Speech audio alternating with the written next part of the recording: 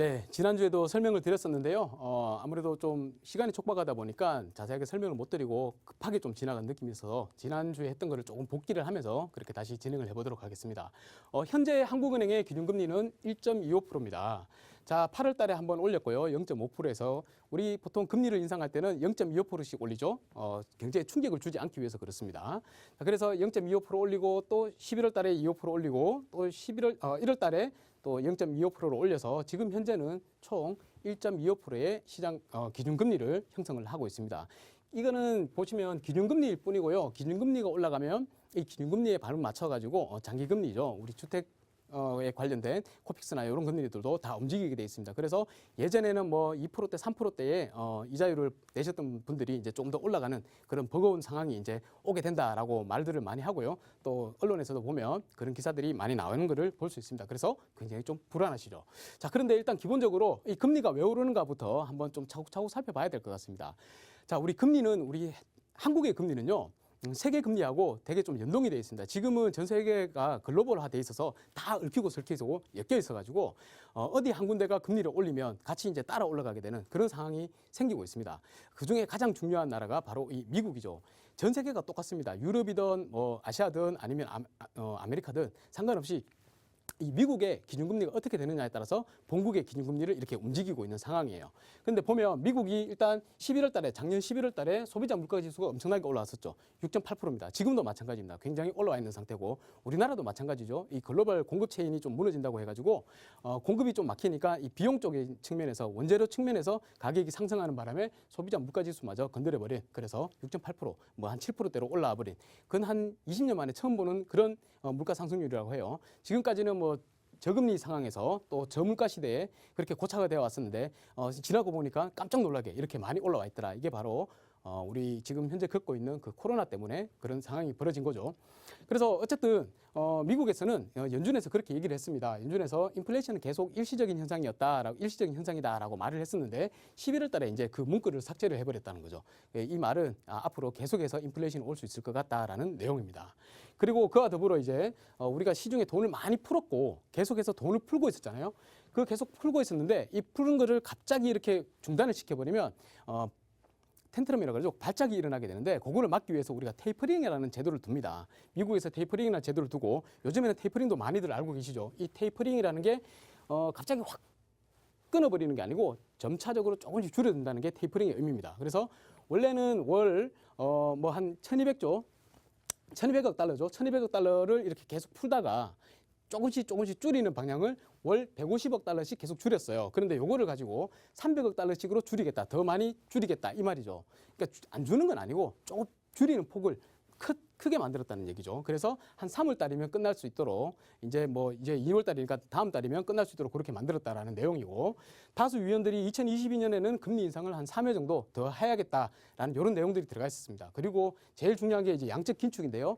양적 긴축은 뭐냐면 이제 이때까지 풀었던 돈을 거둬들이겠다. 이런 거를 이제 논의하겠다라는 말이 나왔습니다. 그러다 보니까 금융시장에 충격을 받을 수가 없겠죠. 돈이 이때까지 계속 풀려났었는데 이제 줄이겠다 그러니까 그것 때문에 우리나라도 미리 선제적으로 좀 금리 인상을 해왔는 겁니다. 이게 보시면 이제 미국과 우리나라의 이제 기준금리 움직임을 보고 있는 건데요. 보시다시피 거의 미국과 동일한 수준으로 이렇게 발맞춰서 움직이고 있는 것을 알 수가 있습니다. 지금 현재는 우리나라는 기준금리가 올라와 있는 상황이고요. 왜냐하면 미국이 아까 보셨듯이 올린다고 그러니까 선제적으로 좀 올리는 그런 인상이 깊습니다. 자, 그런데 이렇게 금리만 올렸다고 해서 주택을 갖고 계신 분들이 그렇게 불안해해야 하는가? 그걸 위해서 이제 제가 보여드리는데요. 보시면 우리가 이제 기준금리를 인상한 시기가 있습니다. 이렇게 보시면 기준금리를 이렇게 인상을 했죠. 자, 인상을 했는데 여기 보시면 기준금리를 인상한 이 시점에 어떻습니까? 바로 아파트 가격은 꾸준히 계속 상승을 해왔다는 거죠. 상승을 해왔습니다. 오히려 내리든 아니면 올리든 상관없이 계속해서 올라가는 걸 볼 수 있고요. 오히려 어떻게 보면 2012년도, 11년도 이때 이제 물가 상승이 계속 있었으니까 그때 금리를 올렸단 말이에요. 그리고 나서 금리를 다시 내리는 상황에서 오히려 주택 가격이 또 올라가는 꾸준히 횡보를 하면서 약간씩 올라가는 그런 상황을 보였고요. 금리를 내리니까 올렸는데 만약에 아까처럼 금리를 이렇게 인상한다고 해서 과연 이렇게 주택 가격이 고꾸라질 것이냐 이거는 아니라는 거죠. 상황을 좀 더 지켜봐야 되겠지만 만약에 금리 인상에 따라서 주택 가격이 무너진다 그러면 제일 먼저 살펴봐야 될 게 뭐냐면 바로 우리가 그 이자 내는 가구가 연체율이 얼마나 올라갈 것이냐, 이게 중요한 겁니다. 지금 현재는 연체율을 걱정할 필요는 전혀 없습니다. 0.2% 정도밖에 안 되니까 1%가 안 되는 걸로 알고 있습니다. 이 퍼센테이지가 높아지면 그때는 좀 고민을 해야 되지만 그냥 단순히 금리가 인상됐다고 해서 주택 가격이 떨어지는 것은 이전에 볼 수 없었던 상황이다. 그래 앞으로도 그럴 것이다 라는 게 제 의견이고요. 그것보다 더 중요한 게 뭐냐면 지금 현재 시중에 풀리고 있는 돈이 더 많아지고 있다는 게 문제예요. 보시다시피 2022년 올해 예산이 607조입니다. 단 한 3년 전 2020년만 보더라도 2020년에 500조로 딱 되었는데요. 그전에는 100조가 늘어난 데까지 4년, 3년 뭐 이렇게 걸렸는데 이제는 2년 만에 거의 100조가 더 인상돼 버렸습니다. 앞으로도 더 그럴 것이고요. 왜냐하면 정책을 세우는 일반자들은 경제가 성장하기를 바라기 때문에 돈을 자꾸 풀어서 경제를 성장시키기를 원합니다. 그래서 앞으로도 계속해서 돈이 더 풀릴 것이다라고 예상이 되고요. 이렇게 돈이 더 풀리게 되면 우리 신용통화 창조 시스템이라 그러죠.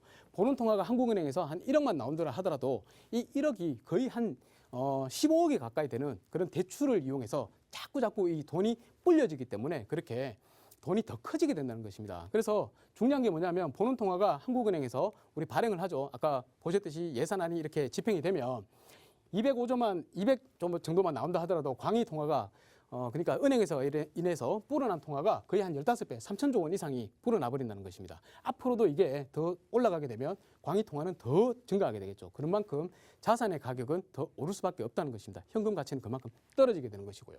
그게 가장 중요한 포인트가 아닌가 그렇게 생각이 됩니다. 아까 말씀드렸듯이 가계대출의 연체율이 지금 사상 최저입니다. 0.2%니까 아직까지는 고민할 필요가 전혀 없는 것 같다라는 게 제 의견입니다. 자, 물론 이제 결론을 드려야 될 텐데요. 앞으로 집값은 금리 인상과 집값 상관관계는 별로 없다는 것을 보셨습니다. 그리고 이제 지금은 대출 규제로 인해서 신용화폐 시스템이 일시적으로 중단되는 상황일 뿐이고요. 만약에 대선 후에 경기 부양책이 나온다. 그래서 돈을 또 풀고 대출을 또 팡팡 해준다. 그렇게 되면 어떻게 되냐? 어마어마하게 또 자산 가격이 상승하는 모습을 목도하실 수 있게 될 것입니다. 그래서 우리 시청자분들께서는 향후에 시간이 지나면 당연히 인플레는 오는 것이고 현금의 가치가 떨어지기 때문에 인플레가 오는 것이죠. 돈이 풀리기 때문에 그렇죠. 가장 기본적으로 아셔야 될 것은 돈은 계속해서 만들어진다는 것입니다. 만들어지는데 그 세부적인 상황에서 대출을 쪼이느냐 푸느냐에 따라서 더 상승하거나 덜 상승하는가가 있을 뿐이지 돈은 계속해서 풀리기 때문에 돈이 계속 풀리기 때문에 자산이나 다른 가치들은 올라간다. 현금 가치가 떨어지는 만큼 올라간다만 확실히 머릿속에 넣고 계시면 이렇게 아파트 가격이 좀 주춤한다 하더라도 큰 걱정 안 하셔도 될 겁니다. 그래서 여러분들께서 제가 핵심으로 짚어드렸는 금리하고는 별 상관관계가 없다. 단지 대출을 쪼이느냐 푸느냐에 따라서 상관관계가 있다는 것을 명심하시고 여러분들께서는 투자에 그냥 계속 지금껏 하듯이 그렇게 하셨으면 좋겠습니다. 너무 불안해하지 말라는 의미에서 오늘 강의를 드렸으니까 이 정도로 마치도록 하겠습니다. 감사합니다.